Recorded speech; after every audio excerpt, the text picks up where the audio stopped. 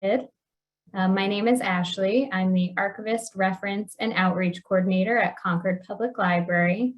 I want to thank you all for coming out tonight. I appreciate you zooming in with us. This program will be recorded and put on our YouTube page. I just want to quickly thank our Concord Public Library Foundation that sponsors awesome programs like this. And if you're looking for more, you should subscribe to our newsletter, check out our website, follow us on social media. Tonight's presenter is Linda Hervieux. She is a writer, journalist, and photographer based in Paris, France. She's a native of Lowell, Massachusetts, and lived in New York before moving to Paris, where she discovered the story that would lead to her book, Forgotten: The Untold Story of D-Day's Black Heroes. She began her career at the Lowell Sun, where she covered Pelham and Hudson, New Hampshire. Her work has appeared in New York Times, New York Daily News, The Daily Beast, Time, NBCnews.com, and other publications. She has spoken at the National African American Museum of History and Culture in Washington, D.C., the National World War II Museum in New Orleans, and the Imperial Museum in London, and at many universities, including Harvard, Princeton, and Berkeley. For more information, you can go to her website, lindahervieux.com. Linda? Thank you. Can you hear me okay? Yeah, sounds okay. Many thanks to Ashley Miller and the team at the Concord Public Library for their interest in this subject, and to all of you for joining us. There's a lot of other things you can be doing at 6 o'clock, midnight for me in Paris. I'm very happy to be here though.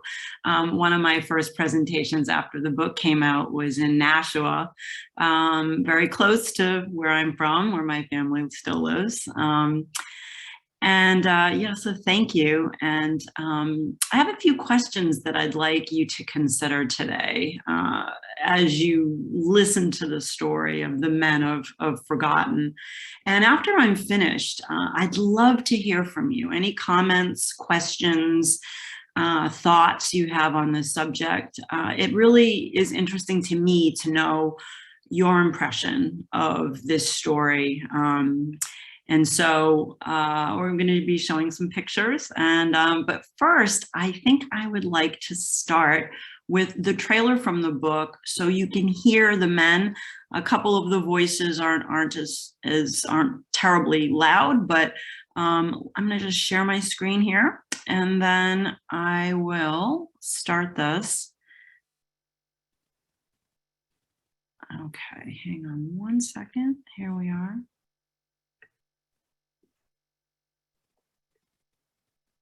And it's short, just a couple of minutes.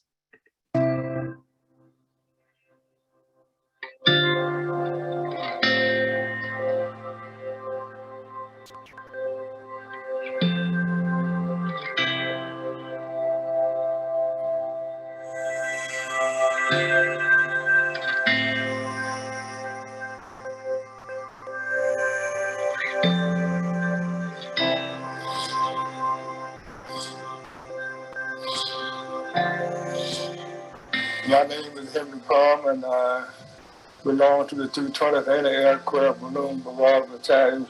My name is William Garfield Dabney. I was with the 320th Barrage Balloon Battalion. My name is Arthur Guest, 3451 9688.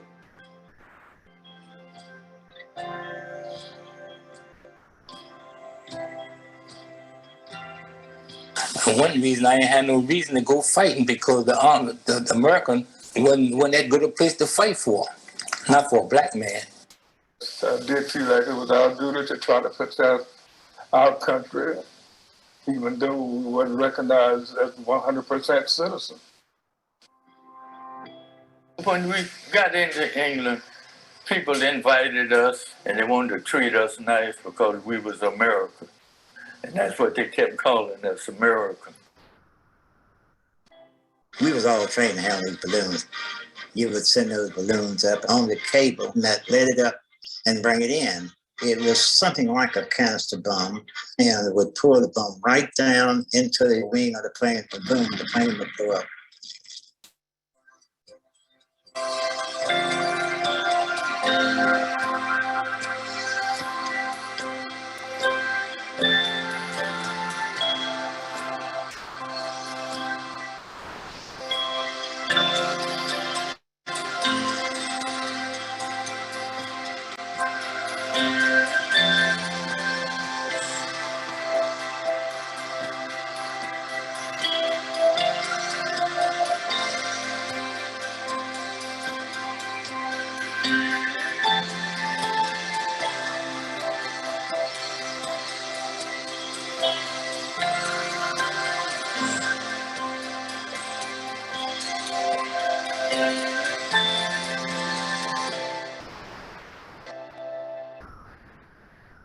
I saw many things strange. It's not good to talk about, but I never shall forget.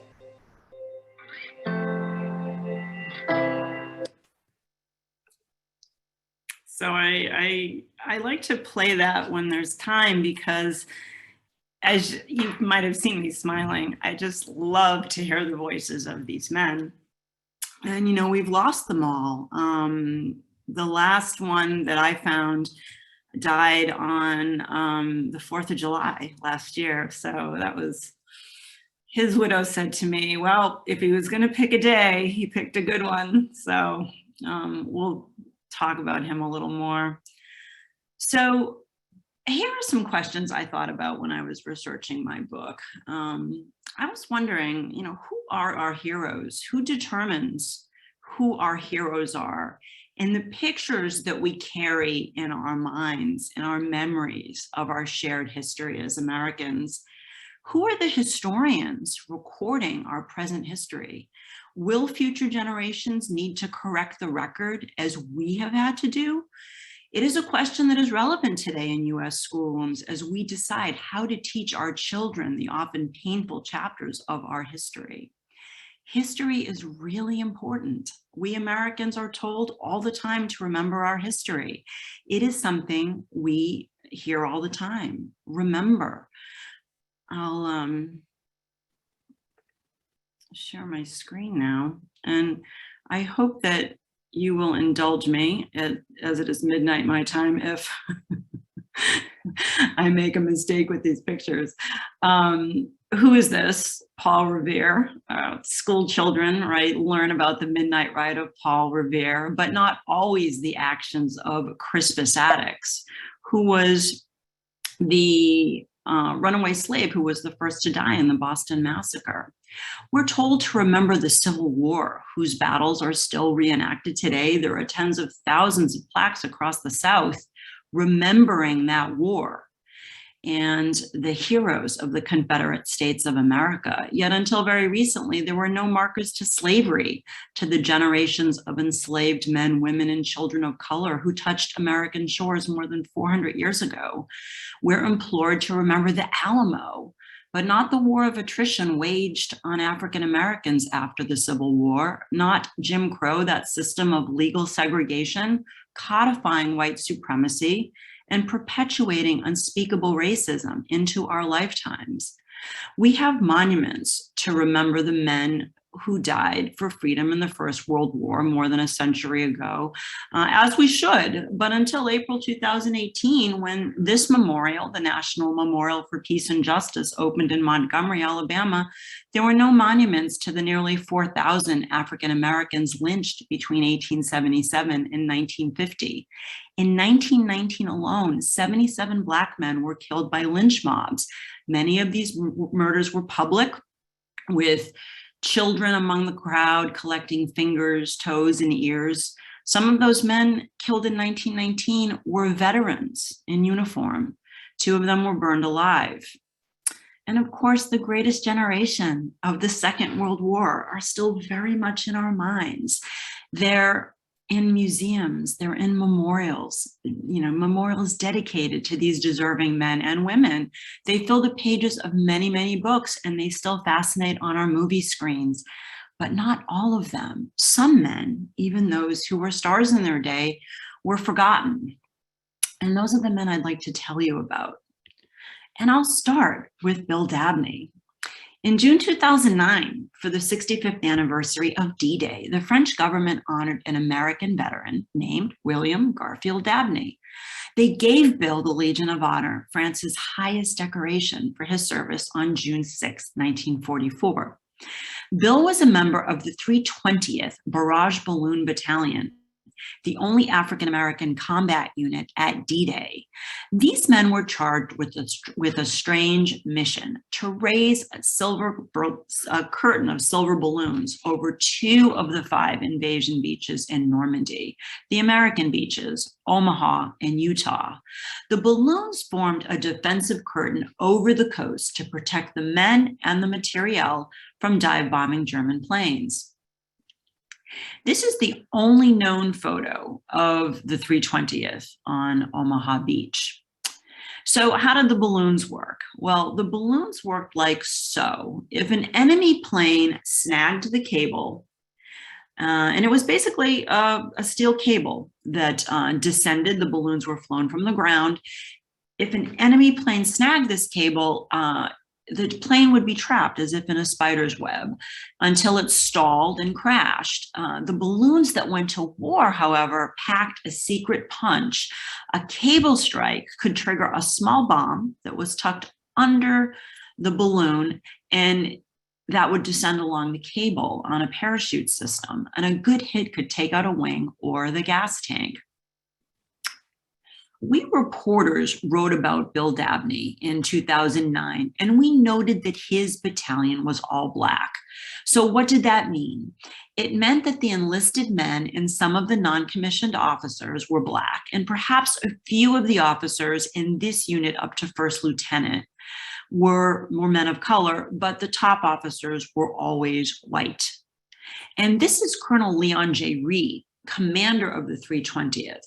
While many white commanding officers famously mistreated men of color who they did not want to lead in the first place, believing the job to be second class, Colonel Reid, who was a classic Southern officer and a graduate of the Citadel, was by all accounts proud to lead this specialized unit, and he was well respected by his men. So Bill Dabney received his medal at a ceremony at Invalides in Paris, the French temple to all things military. Napoleon is buried under the Gold Dome. And so, sorry, just clearing my screen here. Bill had no idea who Steven Spielberg and Tom Hanks were, even when he shook their hands. No idea until his son Vinny said, "Do you know who those guys are?" But he was very well aware that there were no men of color storming Omaha Beach in their movie, Saving Private Ryan. We do, however, see the balloons. In fact, no movies about D-Day show Black soldiers, and all Black veterans know this.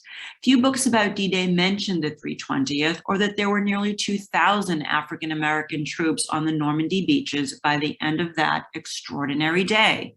The 320th was among 2 Black units given a commendation by General Eisenhower for their service, yet we don't know about them. And so why does that matter? Why does it matter? Why is that important? That's a long time ago, right? So why does that matter now? Well, there are many who consider D-Day to be the most important day of the 20th century. The Allied commanders knew that if they could get their troops onto those beaches and up and over those bluffs, it was only a matter of time until their troops would be marching through Berlin. And I would argue that to exclude a significant portion of our population from that epic battle does our country a tremendous disservice. The great General Omar Bradley said that all men who landed on Omaha Beach were heroes, yet there were heroes among the heroes. As I began research into my book, I learned that one man of the 320th, a college student, would become a star in Black America and beyond for his service on Omaha Beach. He would get nominated for the Medal of Honor. He would not get it. None of the 1 million African Americans who served in World War II received America's highest honor until 1997, when Bill Clinton awarded 7 of them.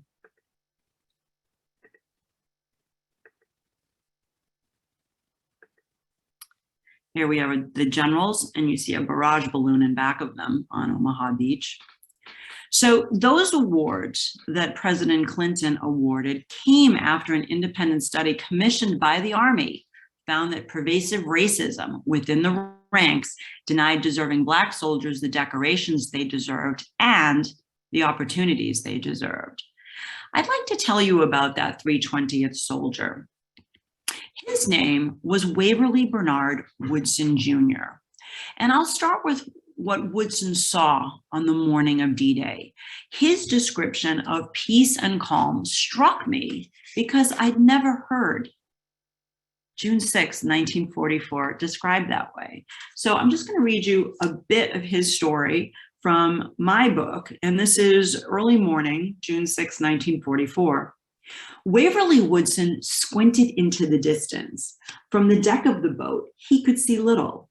A thick cloud blanket hung overhead, and the heavy air pressed in from all sides. Drenched fatigues clung to Woodson's weary limbs. For hours now, he had peered into the blackness. A stripe of pink brightened the eastern horizon, first light. In the dark, choppy waters of the English Channel, Woodson found serenity, even beauty. It would be one of his last tranquil moments of this very long day.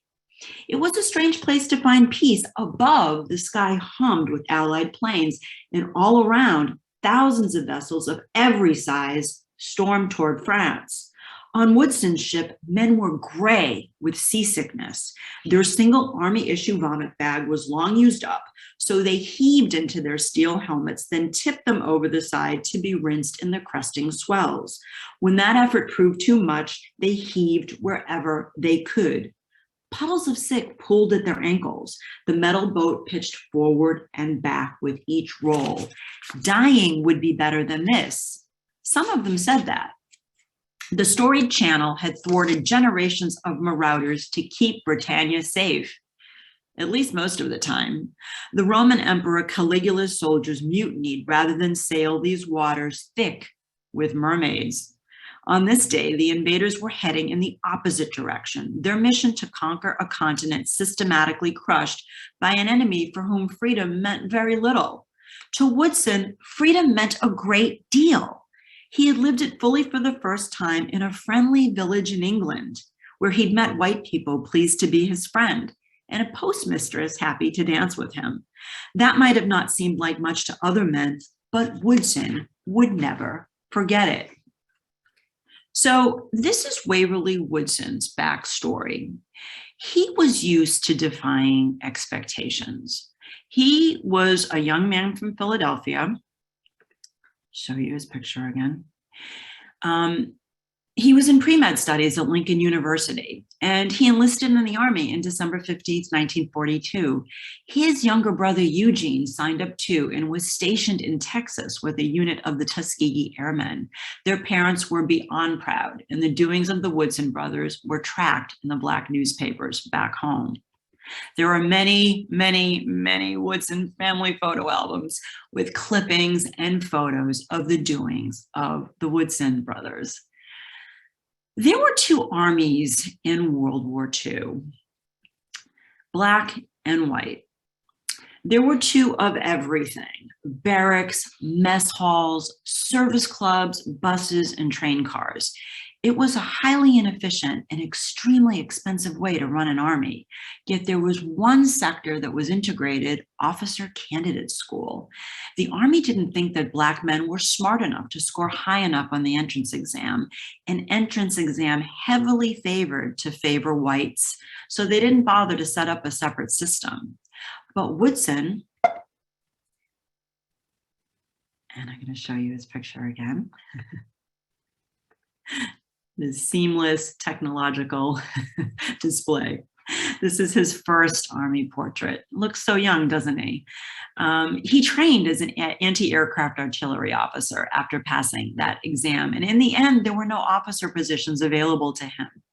It was a common story for black officers whose service was limited by quotas and the rule that they not lead white officers junior to them. So Woodson was reassigned to train as a medic with the 320th. On the morning of June 6th, he was headed for Omaha Beach with 4 other medics. The order to ship out had been a relief. Woodson and the medics had endured several uncomfortable days aboard their ship with 6 other men waiting for the signal that the invasion was on. The rest of the 320th was scattered aboard more than 150 landing craft. Thousands of barrage balloons had been inflated in England and tethered to ships to provide protection from enemy dive bombers. You can see the balloons here in this photo taken on June 7th. Most of the 621 men in the landing force of the 320th were headed to a sandy beach that was 5 miles long. It had been called Beach 313 until the Americans got creative and named it Omaha Beach. A battery of the 320th was headed to the other American beach, Utah Beach. As the boat carrying Woodson and the medics approached Omaha, all eyes were on the water. And I'll just read to you a bit more of Woodson's landing at Omaha Beach. That he made it was astounding. As the boat carrying Woodson and the medics approached Omaha, around the men bobbed in a sea made red by their own blood. Those still alive waited to be pulled by the drink from the drink by boats that might never come. The skippers of the landing craft had been ordered to ignore their cries for help, and men in motor launches with megaphones dissuaded those with second thoughts. "You are not a rescue ship," hollered one of them. "Get on shore." First, Woodson's craft hit a mine, which blew out the motor. Then another blast exploded on the right side, felling troops like matchsticks. The heavy fire kept coming. The landing craft's 40-millimeter guns, which had been blazing moments earlier, now lay silent.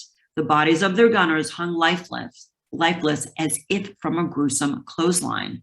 A shell landed on the hood of a Jeep, incinerating the 4 men inside.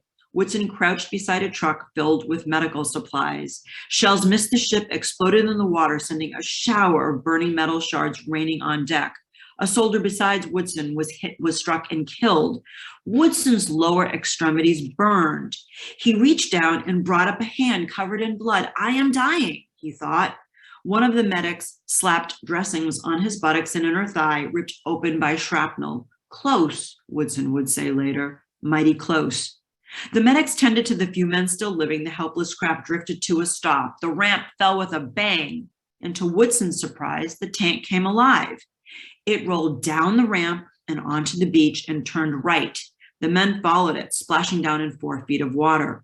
Woodson hit the beach and ran, slugs popping mini geysers of sand at his feet. He looked back and saw the tank's turret in flames. No men were coming out. It was 9 a.m.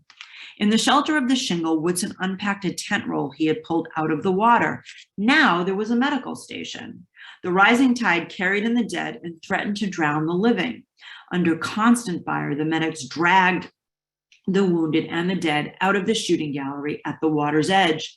Their Red Cross brassards made them easy targets for German snipers, hiding in the bluffs, who ignored the rules of war and fired on many medics that day. There were too many men who needed saving. Their cries for help would haunt Woodson. On Omaha, war was a great equalizer.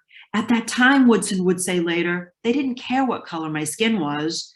Throughout the day and night and into the next day, Woodson worked through his pain to save lives. He pulled out bullets, patched gaping wounds, and dispensed blood plasma. He amputated a right foot. When he thought he could do no more, he resuscitated 4 drowning men. 30 hours after he set his boots on Omaha Beach, Woody Woodson collapsed. There is a sole piece of paper at the Truman Library in Independence, Missouri, that proves Waverly Woodson was nominated for the Medal of Honor. It is a handwritten note from an aide in the War Department to an aide in the White House that says, what you see here. Here is a Negro from Philadelphia who has been recommended for a suitable award. It also said that U.S. General John Lee in Britain had upgraded that recommendation to the Medal of Honor. The note continues, this is a big enough award that the president can give it personally, as he has in the case of some white boys. There is no trace today of the records that explain Waverly Woodson's medals. It's a common story. Only 1% of Army records from World War II exist today. And a fire in the Army's archives in St. Louis, Missouri in 1973 destroyed 80% of personnel records. What we know is this. Woodson got a Purple Heart for his injuries and belatedly a Bronze Star for his service on Omaha Beach. To the Army, the note in the Truman Library is hearsay, but there is further proof of Woodson's actions in Normandy. In the summer of 1944, Waverly Woodson was a huge star. The crusading Black press hailed him as #1 invasion hero. White newspapermen came to interview him. Stars and Stripes wrote that Woodson and the medics covered themselves with glory on D-Day. Woodson returned home a celebrity, and the accolades continued. He was invited to recount his heroics on a nationwide radio show, and the Black press began calling on the White House to award him the Medal of Honor. Significantly, stapled to the note in the Truman Library is a press release issued by the Army on August 28, 1944, detailing Woodson's heroism. That the Army would praise the individual actions of a Black man on Omaha Beach was nothing short of extraordinary.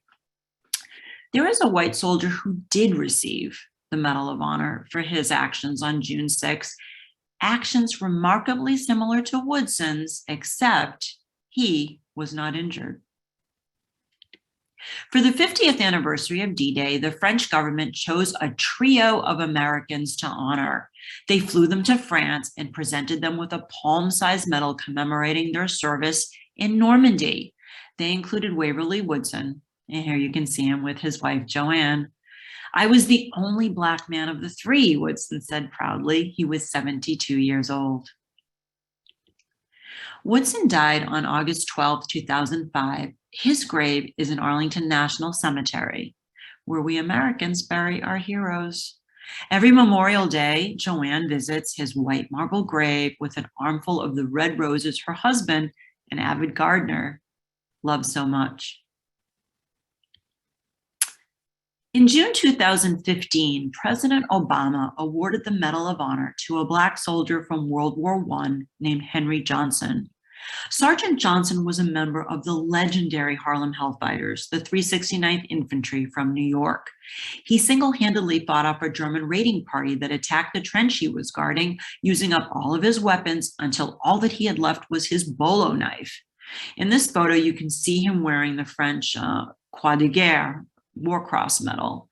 Like Woodson, Johnson was a star. He made headlines from coast to coast. What most of those readers perhaps did not know was that Henry Johnson and his regiment were given over to French command by the American General John J. Pershing, who, contrary to the popular version of his story, had little use for Black men in his army. The Hellfighters fought in French uniforms alongside French poilus and received French medals for their extraordinary record. They served more days on the front lines than any other American unit. The French called them the Men of Bronze. The Germans called them Hellfighters for their ferocity in battle. Johnson died 11 years after the war in poverty, without even a Purple Heart for his injuries, and therefore no medical benefits to treat his wartime injuries. In a ceremony at the White House, President Obama said, "It is never too late to say thank you." I'd like to step back to 1941. In 1941, when the men of the 320th began receiving their draft notices, the Army was a bastion of racism. Its ranks were dominated by Southern commanders who determined that Southern men like them were best suited to handle Black men. So how bad was it for Black soldiers? Well, to understand the world these men were thrust into, it's necessary to understand that Army policy at that time was a lesson in what happens when racism meets pseudoscience. The science at the time held that Black brains were smaller than white brains, and sometimes hat size was used to measure this difference. An Army War College study from 1925, still on the books, was indicative of the type of thinking that underpinned Army policy toward the Black soldier in World War II. I'll read just a small part of one part of this study, because it really is outrageous, but it also was outrageous at the time. The Negro is profoundly superstitious. He is by nature subservient and naturally believes himself inferior to the white. He is jolly, tractable, lively, and docile by nature, but through real or supposed harsh or unjust treatment may become sullen and stubborn. He has not the physical courage of the white. He simply cannot control himself in fear of some danger in the degree of the white man as the white man can. His psychology is such that he willingly accepts hard labor, and for this reason can well be employed in labor troops or other non-combatant branches. That phrase is key. because Black men were denied combat duty until very late in the war. There were very few units, fewer units, in fact, than there were in earlier wars. And in order to have that sort of policy in the Army, it had to be justified. So the Black soldier had to be dehumanized. And this is the way they did it.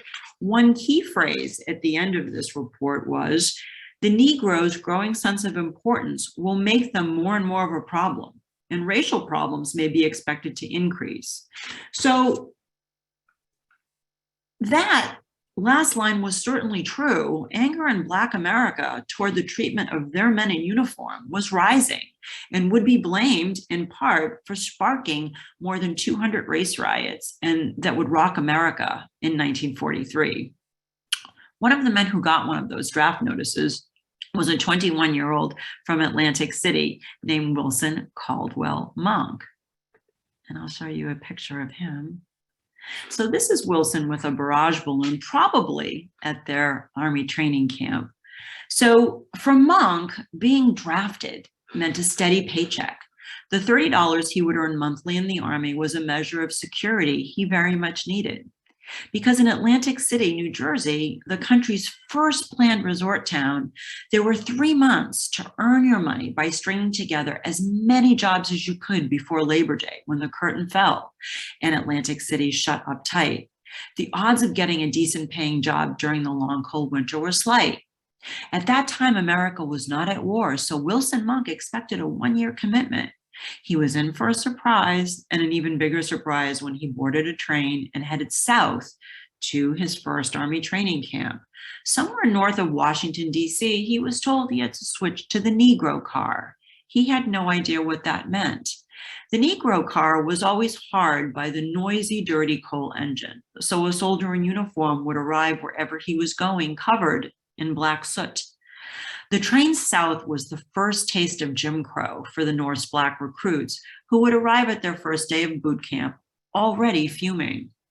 Jim Crow, as you know, was a series of laws in the southern U.S. that ensured the separation of the races. What many of us don't know is that they included such crimes as pretending to be a white man. After the Civil War, Jim Crow laws spread across the South like a poisonous weed, so that by 1890, the races were effectively separate, and Black men and women had to step off sidewalks and avert their eyes when passing whites. At an Army base in Pennsylvania, Black troops were warned that any contact with a white woman, whether voluntary or not, would be considered rape and the penalty death. Wilson Monk was stationed at Camp Tyson, an Army base in northwestern Tennessee built for the purpose of teaching men to fly barrage balloons. Of the 30 or so units that trained at Tyson, 4 battalions were Black.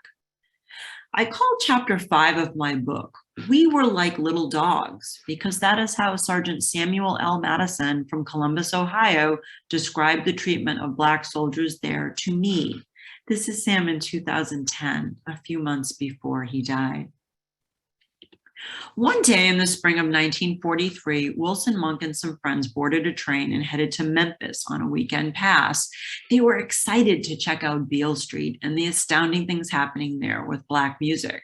Their first stop was a diner where Monk asked for change to play the jukebox. The man behind the counter threw back a handful of nickels and told Monk, "If you weren't in uniform, you wouldn't get nothing from me." What Monk didn't know was that wearing the uniform of the U.S. Army usually posed problems for Black soldiers among Southern whites who saw a proud display of patriotism by a Black man as a provocation. And it only got worse. Later, Monk and his friends went looking for a place to grab a bite. Outside one restaurant, they watched incredulous as a long line of German prisoners of war filed inside. Black men were not welcome there. Most of us don't know that there were 425,000 German and Italian prisoners of war interned in the U.S. during World War II, most of them at Army bases in the South, where POWs enjoyed privileges not accorded to Black soldiers. The fact that these enemy POWs enjoyed often backslapping treatment by their white guards was extremely painful for soldiers like Wilson Monk, who even 7 decades after the war spoke about it to me with fresh hurt. But it was in hearing the story from Wilson Monk that I got a lesson about the northern version of Jim Crow. Wilson Monk told me that the restaurant in Memphis was called Child's, and he knew that chain because there was one in Atlantic City. I said, "Oh, but you could eat in that one." And he said, "Oh, no, we couldn't."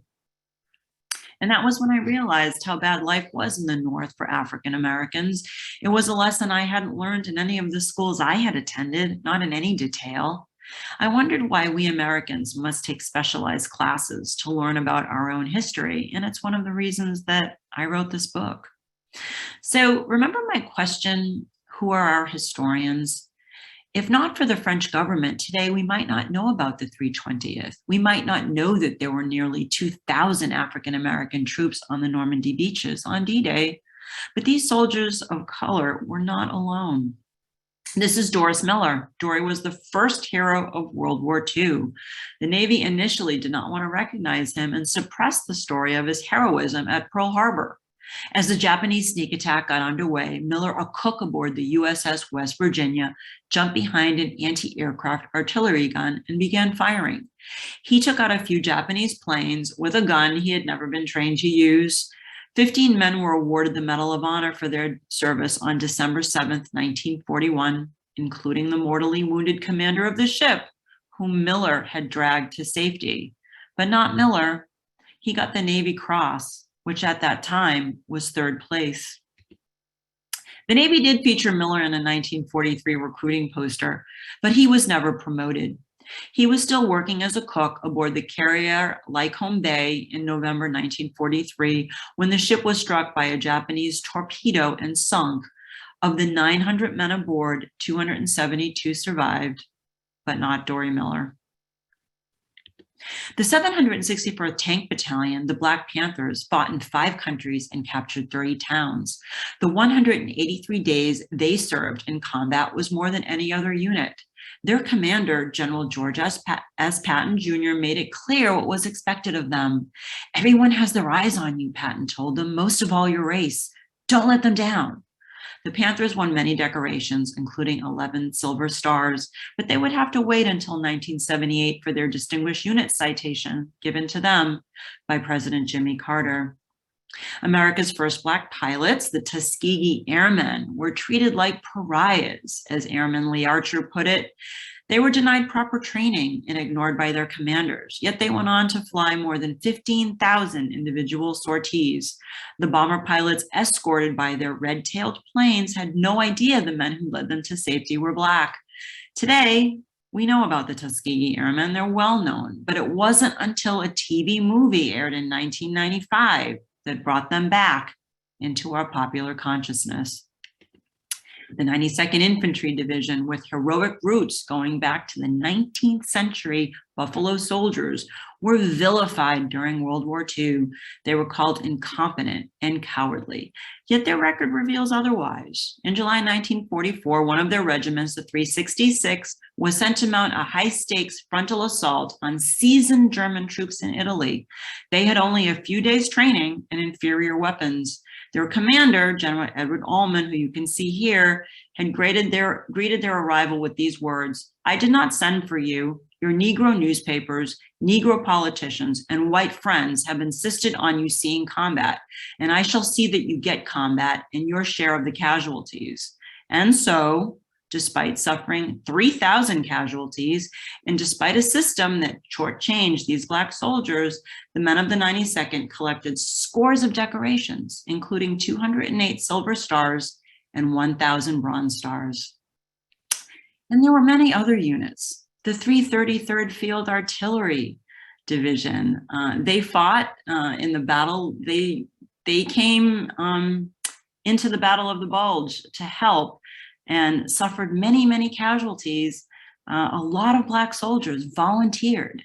They were in service units. They volunteered after the Battle of the Bulge to help fortify the U.S. Army, and their white commanders were universally impressed with them. I could not find one negative comment in Army records. Although they were assigned to segregated platoons, they were the first men of color to fight shoulder to shoulder with white men since the Revolutionary War. And I'd like to we're wrapping up. We have a couple more minutes here. I just want to show you one more picture. And this is the 6 888s. This was a corps of African-American women. There were many African-American women serving in the Red Cross and the Women's Army Corps. They worked as nurses and clerks.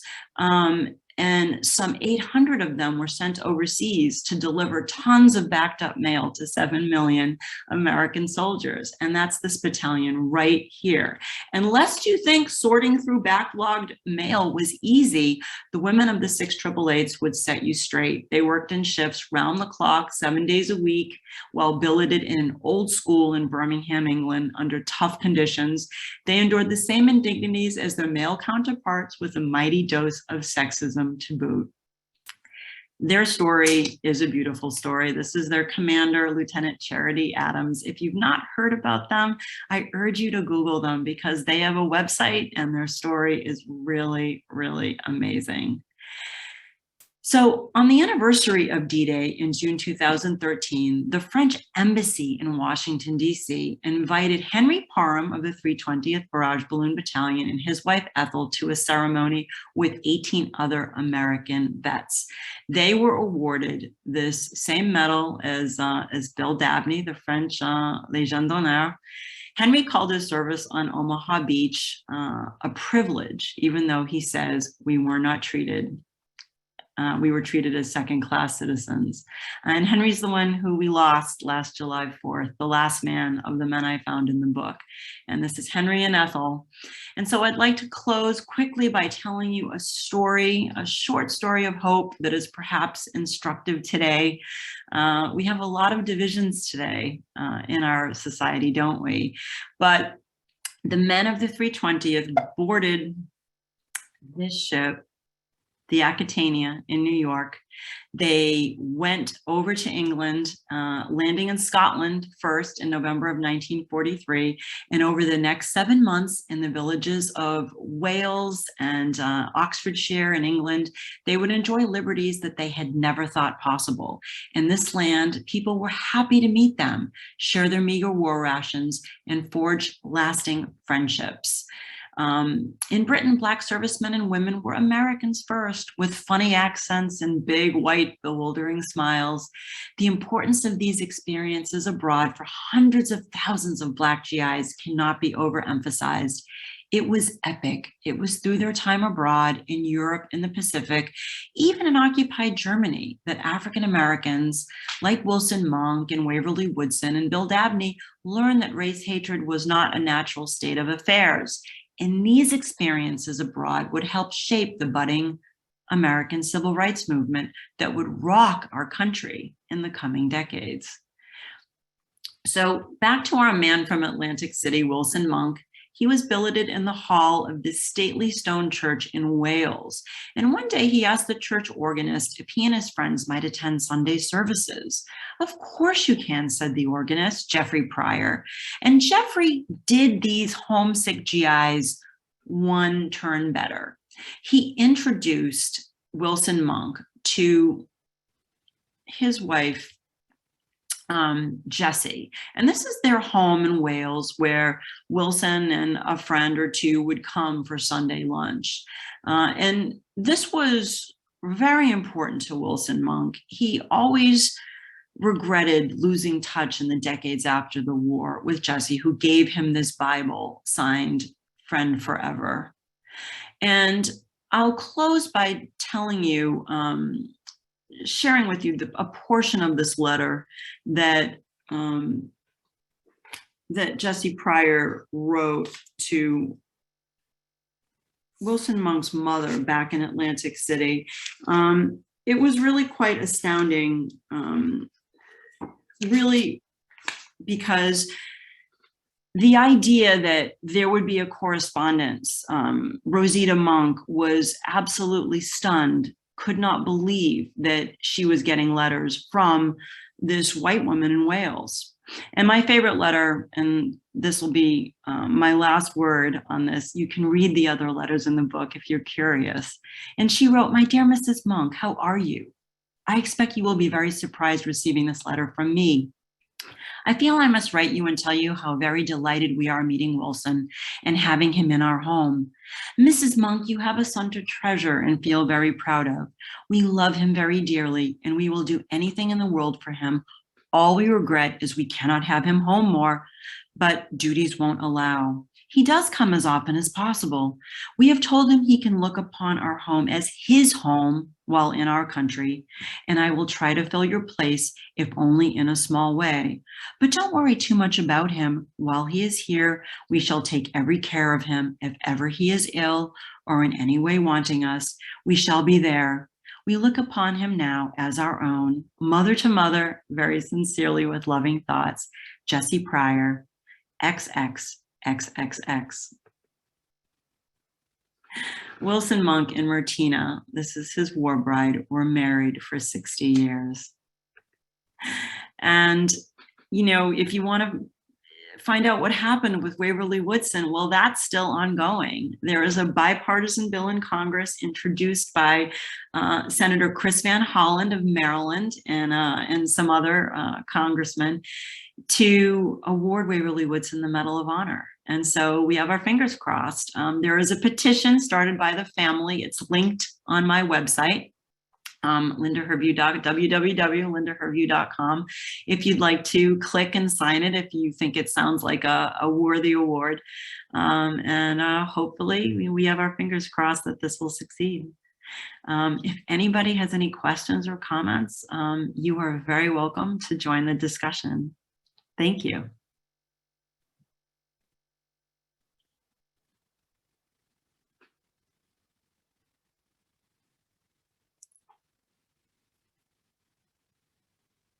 Janine says she will definitely sign the petition. Well, thank you, Janine. That's nice of you. Is there something that I didn't cover that you are curious about? Or if anyone just has a comment, you're very welcome. This is Black History Month, and it's wonderful that you tuned in to hear their story.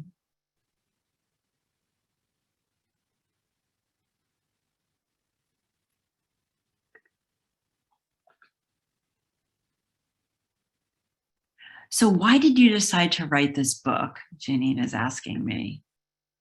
Sorry, this is really small print at midnight. Sorry. That is a good question. I decided to write the book because I wrote a newspaper piece on Bill Dabney getting the Legion of Honor in France in Normandy in 2009. And I wanted to write a longer piece on them. I thought it was a shame that I only write, I wrote for the New York Daily News, and I thought, why aren't we should know more about these men. And a friend of mine who is a magazine writer said, oh, well, that's a book. You should write a book. And I thought, well, how do you know it's a book? I don't know it's a book. I've never written a book. And so that started my research. And I had help from the retired librarian at the Daily News. And we found, eventually, over 2 years, we found 12 men still with us. And they were who were able to give interviews. Others were not able, and we found the families of many others who shared stories. But a lot of these families did not know their own fathers and uncles were at D-Day. A lot of these men did not share their stories with anyone. And those of you who know veterans probably know that they do not like to be called heroes. They do not like to talk about their service. I knew that from my dad, who was in World War II. And I was lucky because they were in their 80s and 90s when I found them. And a lot of them wanted to tell their stories. A lot of them wanted people to know what they had done. And it really was emotional for me to meet them, especially Wilson Monk and Bill Dabney, and then to lose them. And then, I'm still in touch with Joanne Woodson and Ethel Parham and the families of some of these other men. And, I am very grateful to them. And I am very grateful to people who read the book and who share it and who tell their story. Because what I wanted to do was to continue to have their story told. I didn't know if I was the best person to tell it. In fact, I know I wasn't the best person to tell it. But to me, it was a shame. When I went to the archives, these records hadn't been touched, in decades. So I knew that nobody else was looking them up. And so I did it. So that's why. Anybody else?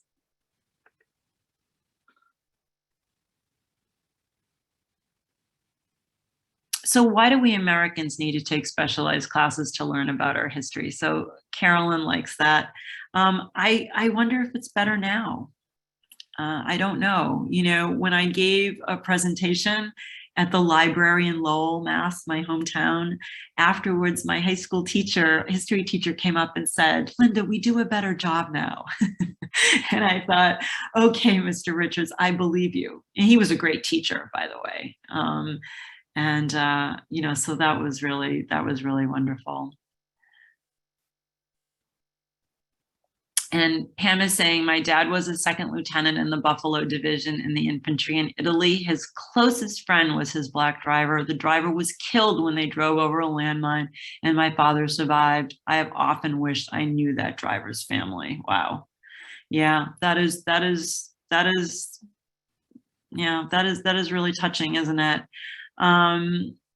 Yeah, one thing they did in great numbers was to drive trucks delivering supplies. Yeah, the Red Ball Express. One of the jobs of the men of this battalion with their balloons, they stayed on the beaches and they traveled to liberate the ports with the American troops. And so their job was to make it safe for those truck drivers, for those men who were unloading the ships to not be killed, for those supplies to get to where they needed to be. Well, thank you. Anybody else? You can also unmute yourselves and speak and talk to us if you'd like to. I'm very happy we have 5 more minutes. So, and then it's 1 a.m. for me.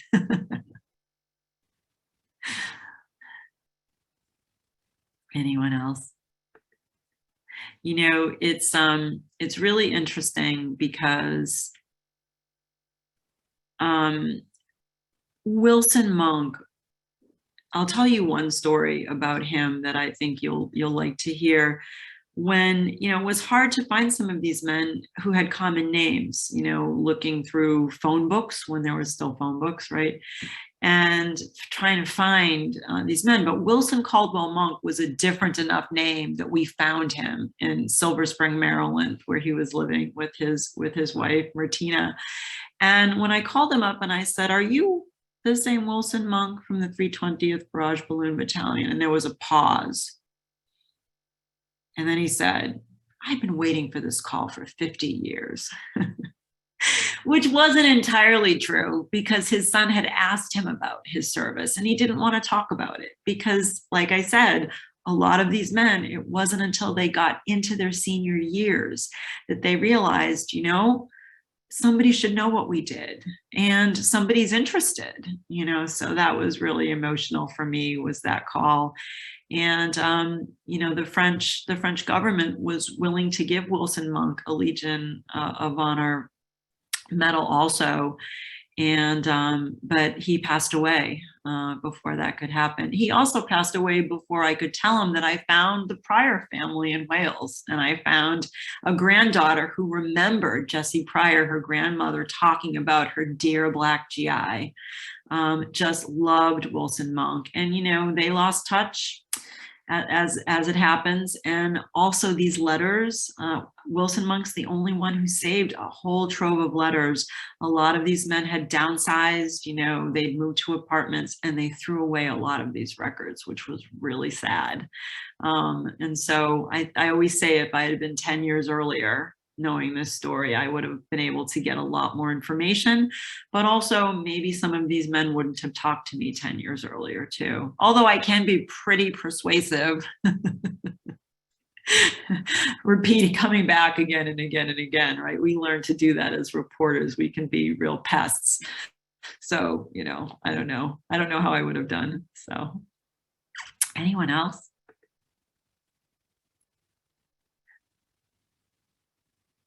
There's a question, am I aware of the controversy here in New Hampshire about critical race theory in the schools? Oh yes, that's what I was alluding to. And when I started this speech about how we teach our history, you know, this is nationwide. I got an email 2 days ago to my website from a man who said that in his southern state, he said, I am a white senior in a southern state, and they do not want to teach the truth about our history when it comes to African Americans. And he said that that is something that breaks his heart, because he doesn't see any reason why we can't confront our history together as a country and learn from it and grow. And so this is very relevant. Forgotten history is very relevant. And so I really do thank the Concord Library and the other libraries and organizations that have booked me. I'm going to be speaking at the D-Day Memorial on March 3rd on their Zoom. And, you know, I will speak wherever people would like me to speak. And I'm just very happy that all of you joined today. Thank you, Linda, and thank you everyone so much for coming. I do want to throw it out there. We do have the book at the library, so you can check it out. Is there any last questions? Are we all good? You can also download a sample chapter if you're reading on an ebook via Amazon or some of the other apps too. They give you a chapter so you can take a look. You can also go onto my website if you want to read articles about the book too that I've written. So especially about the Medal of Honor, I'm writing a lot about that lately. So. All right, well, it looks like we're at a good stopping point. So thank you so much, Linda. We will let you get to bed since it is very late there. We appreciate you staying up for us. This was wonderful. Thank you everyone so much for coming. Everyone. Thank you. Have Thank a good you. night. Thank you. Thank you. Thank you. I appreciate it. Thank you. Good night. Sleep Good well. night. Good night. It's 11 in the morning.